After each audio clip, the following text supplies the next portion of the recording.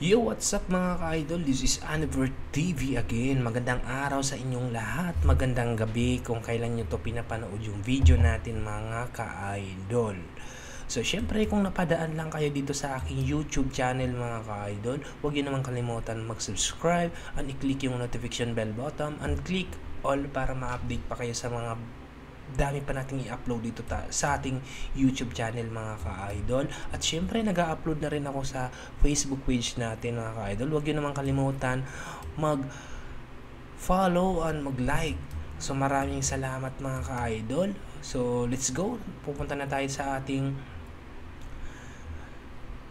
kwento ngayon mga ka-idol. Sa kasaysayan ng NBA mga ka-idol, marami na tayong natunghayan na mga player na susobrang lulupit magdadunk.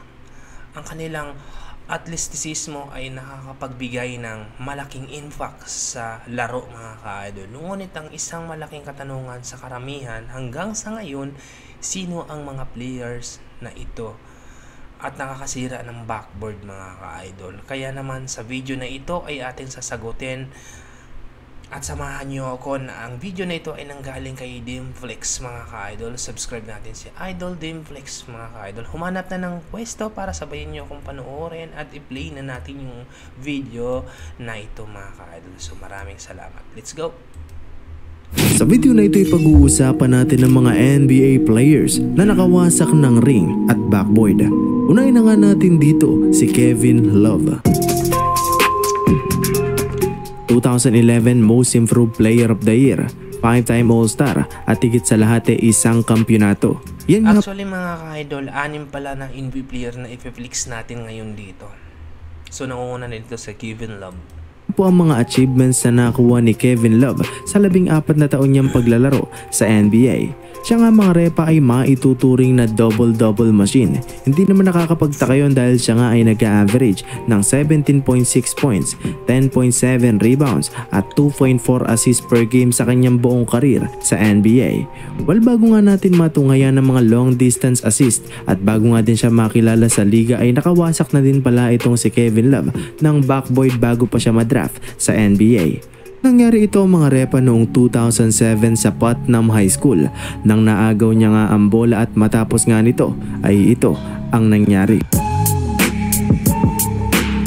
Talaga namang maski si Kevin Love ay nagulat din sa kanyang nagawa. Ngayon naman ay dadako na tayo kay Chris Morris. Si Chris Morris mga repa ay na-draft noong 1988 bilang 4th overall pick ng New Jersey Nets.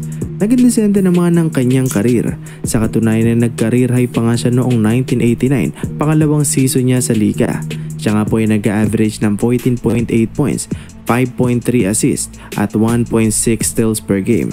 Noong season din na yun ay sumali nga din siya sa slam dunk contest, ngunit sa kasamaang palad ay hindi nga siya nanalo.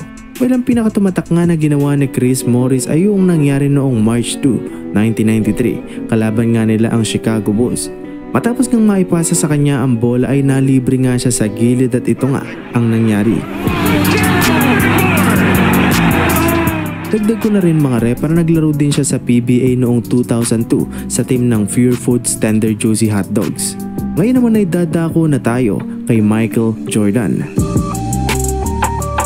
Bukod sa kanyang mga achievements at mga nagawa sa liga ay isa nga din sa talaga naman tumatak kay Michael Jordan ay ang kanyang leaping ability at high flying dunks. Siya nga mga repa ay maituturing na isa sa mga pinakamalupit na dunker sa kasaysayan. Well, nakawasak nga din ang backboard itong si MJ ngunit hindi nga ito nangyari sa NBA. Nangyari ito ang mga repa noong August 26, 1985 sa isang Nike exhibition sa Italy. Nang dumakdak nga itong si Michael Jordan at ito nga ang nangyari.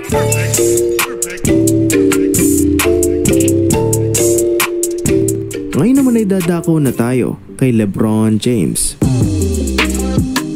Si LeBron mga repa ay itinuturing na one of the greatest player sa kasaysayan ng NBA. Sa halos 2 dekadang paglalaro ni LeBron James sa NBA ay naglaro nga siya sa 3 magkakaibang kupunan.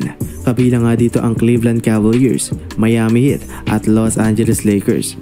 Siya nga lang mga repa ang natatanging player na nanalo ng Finals MVP sa tatlong magkakaibang teams. Anyway, bago nga siya makapasok sa NBA, nakawasak na din pala itong si King James ng basketball ring noong naglalaro pa siya sa high school. Tignan nyo na lang to. Ngayon naman ay dadako na tayo kay Darryl Dawkins.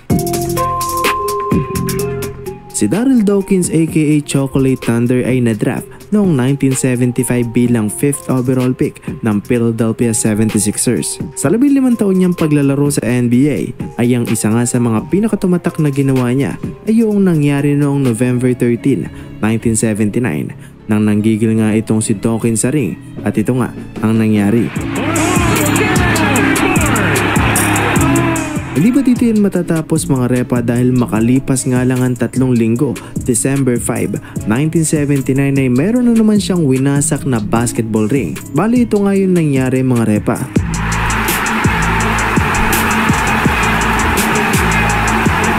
Idol, no, 2 beses siyang nagwasak ng backboard. So magkasunod lang, isang taon lang. Linggo lang yung nakalipas. Grabe. Ngayon naman ay dadako na tayo kay Shaquille O'Neal. Si Shaquille O'Neal Di yun mawawala. Dito mawawala kay Shaquille O'Neal. Sobrang dami ng winasak ng backboard ditong player na ito noon. Ilang itinuturing ng karamihan na most dominant player sa kasaysayan ng NBA. Hindi naman na nakakapagtaka yun mga repa dahil siya nga ay naging 15-time All-Star, 2-time scoring champion, naging league MVP at higit sa lahat ay 4 na kampyonato at 3 beses nga din niyang nakuha ang Finals MVP. Ang kanyang size at strength ay talaga namang nagbibigay ng advantage sa kanya lalo na sa ilalim ng basket.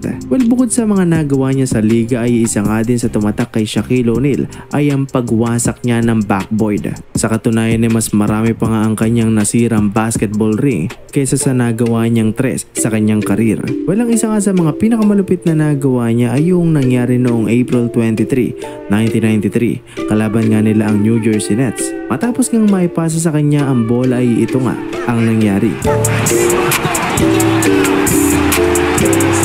Hindi pa dito yun matatapos mga repa dahil marami pa nga mga basketball rings ang nasira ni Shaquille O'Neal. Tignan nyo na lang to.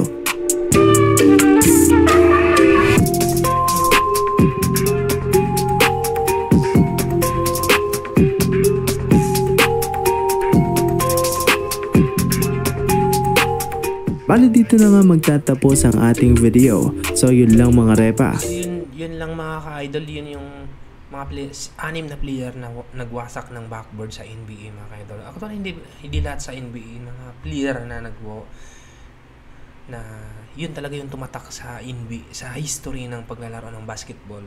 So maraming salamat mga ka-idol at sana nagustuhan niyo yung video natin. Sa hindi pa po nakapag-subscribe, siyempre baka naman po. So, let's go. See you next vlog mga ka-idol.